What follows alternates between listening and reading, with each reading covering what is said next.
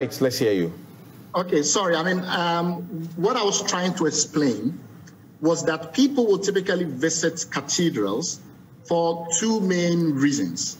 One, historical and artistic, and the other, spiritual. Right. So in respect of historical and artistic, you can think of a famous museum like the Duomo in Florence.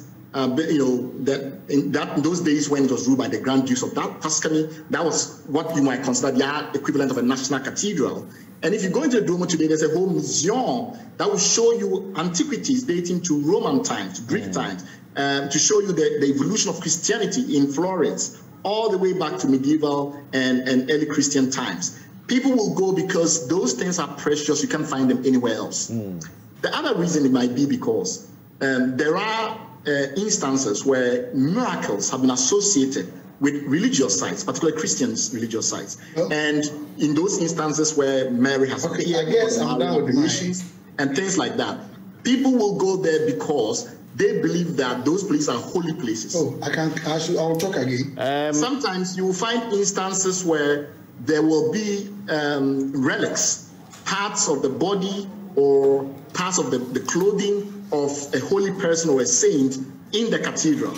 And those reasons, so if you go to a place like the Duomo in Florence that I mentioned earlier, they believe that the finger of John the Baptist is kept in a reliquary, and people that want healing and things like that will go there for that purpose. So if we're thinking about a national museum, a national cathedral in Ghana, which has none of these virtues, because it's starting up in 2022, it has no comparison whatsoever to say the Action Chapel, that is run by Archbishop Duncan Williams as the founding site of charismaticism in Ghana, or Our Lady of Sorrows in Navrongo, which is a UNESCO World Heritage Site. Why then would somebody go to a cathedral built in 2022? There has to be a reason. And some of the reasons they've been mentioned doesn't really add up, like there's a restaurant there and things like that. There are restaurants everywhere in Ghana. So the only thing that we've heard, which is interesting because it does suggest that there is a plan to attract tourists of a high quality and a high caliber to pay for it as well, is the museum idea.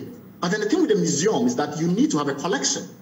You have to buy antiquities to put in the museum for people to come. And the cost of these antiquities are massive. And Renaissance painting alone can cost you $100 million, right? So let's say we are even buying, cheaper items, but still of some historical value.